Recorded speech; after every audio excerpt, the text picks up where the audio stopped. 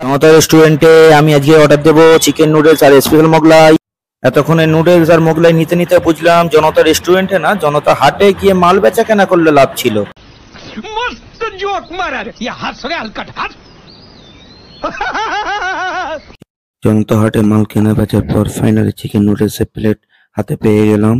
আমার ক্যামেরাম্যান খাওয়ার আগেই আমি চিকেন নুডলসের চিকেনগুলো গপ গপ করে খেয়ে নিলাম। খুব ভালো হয়েছে, তোমরাও আসতে পারো, কারণ জনতা হাটে না, জনতা রেস্টুরেন্টে এই ধরনের চিকেন নুডলস পাওয়া যায়। খাওয়ার পর কিছুক্ষণের মধ্যে চলে এলো প্লেনে করে স্পেশাল মোগলাই। দেখেই মনে হচ্ছে খুব টেস্টি হবে, তো খেয়ে নেওয়া যাক। আপনাদের তারপরে জানাবো কতটা ভালো হয়েছে, কতটা সুন্দর হয়েছে।